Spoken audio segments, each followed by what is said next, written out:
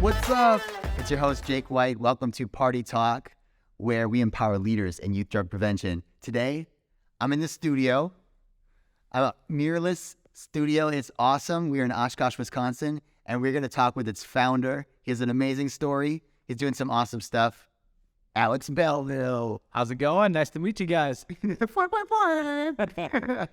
Dude, so introduce yourself, Alex. Tell us about you. Yeah, I'm Alex Belville. I'm a filmmaker, and I own Mirrorless Productions. We're a video production company here in Oshkosh, Wisconsin. We focus on creating fast-paced cinematic videos. We work with a lot of local businesses and brands and create videos for social media and websites, and it's very fun. We work with a diverse set of clientele from nonprofits, small businesses to big businesses.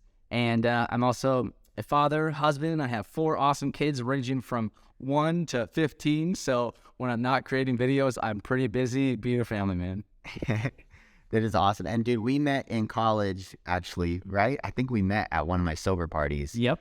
Can you, with whatever you're comfortable with, kind of tell us why are you passionate about prevention or recovery and a little bit about your story? Yeah, well, first I'll just touch on, Jake's Party parties at UW Oshkosh when I met him, because what was really cool for me was when I met Jake, I had come back to school as a non-traditional student, so in my mid-20s, after turning my life around. So I'm trying, I have 2 young kids, I'm back to school, meeting new people, trying to stay sober, right? Most importantly, get a good education and learn about film. So that's why I went back to school, but, we all need a little bit of a break or fun too.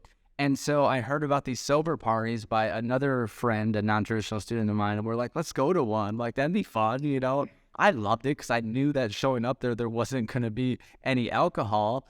I didn't know that it would actually really look like an awesome college party, and there would be like 100+ people there. We had a blast. There was dancing, there was music, there was a DJ. Long story short, I ended up going to a few more. I got to perform music at one of them, and it was just an awesome experience. But it's also something I really look back on too, just being able to go to those sober parties. I've told a lot of people about them. It's a cool thing. Yeah, and you're involved in the local drug prevention coalition. Yep.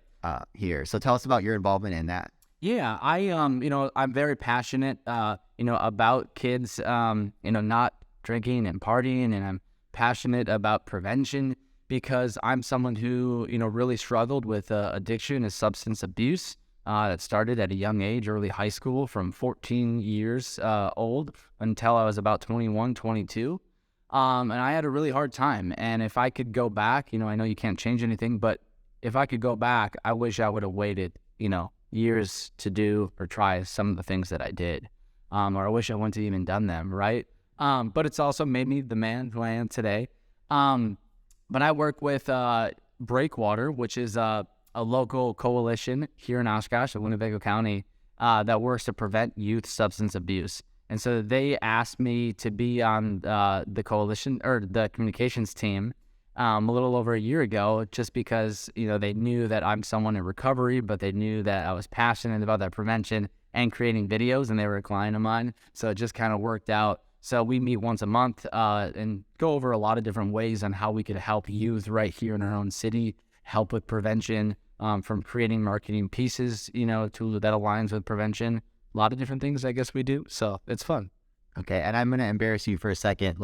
Because I know how awesome your work is and what you've done. You've done some stuff for me too. Yeah. So I can include some links to your work there. Yeah.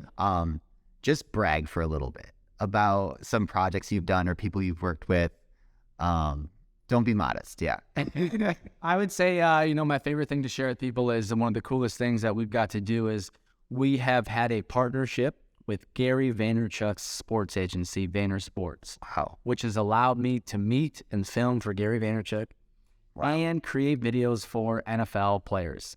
Commercials with NFL players, Green Bay Packer ones, and a few other ones too. But that has been awesome. That was really 2018, 2019. We had a lot of different projects with the sports organization, which led us from creating videos in Green Bay and with some Packer players to getting flown out to California to filming commercials, which led us to the Super Bowl in 2019. I did not actually get to go to the Super Bowl, but I filmed parties leading up to the Super Bowl and all the events that VaynerSports had. And it was just a blast and a time I will forever look back on. I would say that's really probably the biggest. I've had our work shared by, different organizations. We've had Harley Davidson post a video of ours that we've created, so that was pretty cool. And I've had a lot of full circle or one in a million moments, I like to say. So I attribute that to just, luck and never giving up on chasing this dream. I've been creating videos for 10 years now. Dude, that is so cool.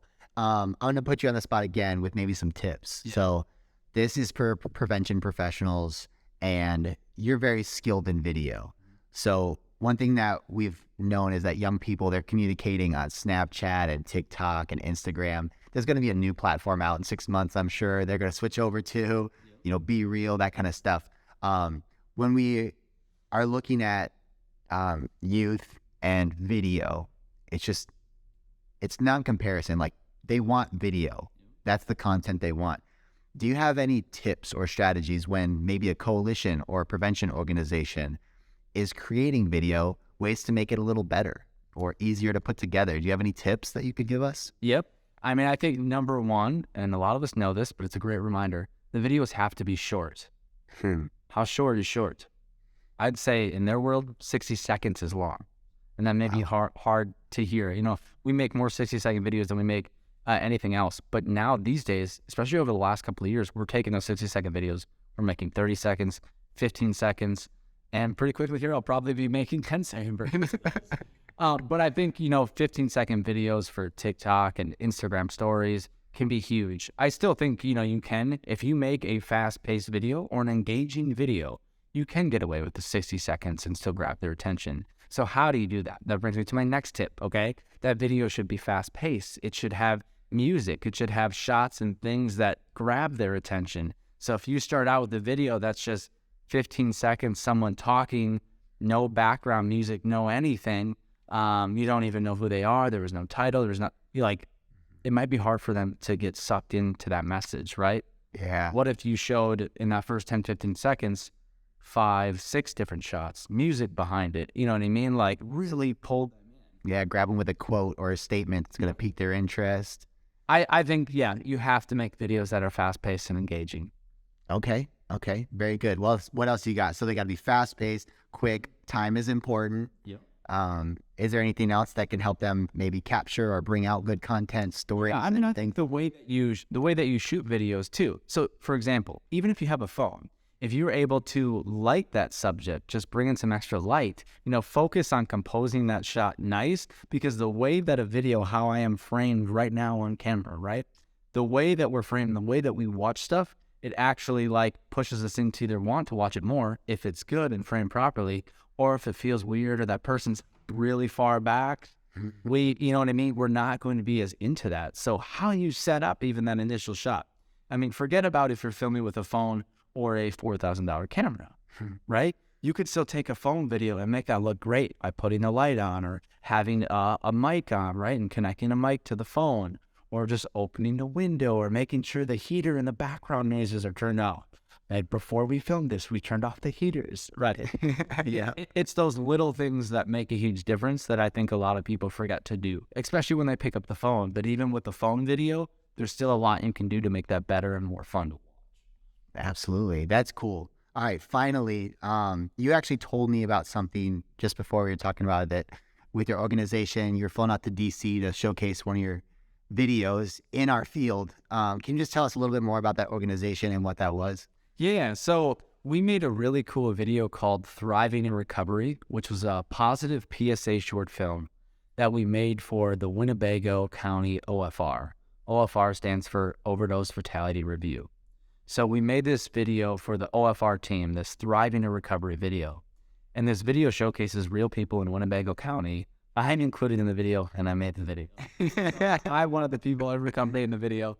But it showcases all these real people in recovery, and it shows them doing the thing they love to do. So for me, that's filming, and if I'm not filming or hanging with my kids, I'm biking, right? So it's showing people in recovery doing that job that they dreamed of, or that hobby that they didn't do, when they were using, and that they didn't do until they turned their life around. So this video has just It's been awesome. It's garnered a lot of not just local attention, but state and national attention. This video brought me out to Washington, D.C., like you said, in January, and we got to premiere it with the Winnebago OFR. I got to get up on stage and tee the video up and tell a little bit about my story, and the video was met with a huge applause after. We're actually allowing different organizations and OFRs across the nation to use this video, and we're switching out the end graphic slide with a local resource of theirs. So we're trying to actually give back with this video. It's just really cool what's been happening with it because we've gotten just such a positive response. We've had other groups that are trying to further fund the project to get it out there on TV. We have some potential big things happening with the video that I can't quite say right now, happening later this summer. So I'm really excited. But the video is out there. If you look up Thriving in Recovery PSA film on YouTube, you'll find it. Awesome. I'll put a link there too. Cool. And then finally, maybe that's interesting to someone, or they're interested in filming or project, because you do a lot with nonprofits and PSAs and stuff like that. If someone wants to get in touch with you, how do they do that? Yeah, I would say email is the best, or our websites. Our website is mirrorlessprod.com. Sure, we'll put a link in too. Otherwise, my email is mirrorlessprod@gmail.com. Would love to hear from you. Awesome. Thanks, Alex. That's it. One more episode of Party Talk. Hey, if you haven't got a chance already, please press subscribe if you like this show. Give us a review if you like it. And we'll see you on another episode of Party Talk.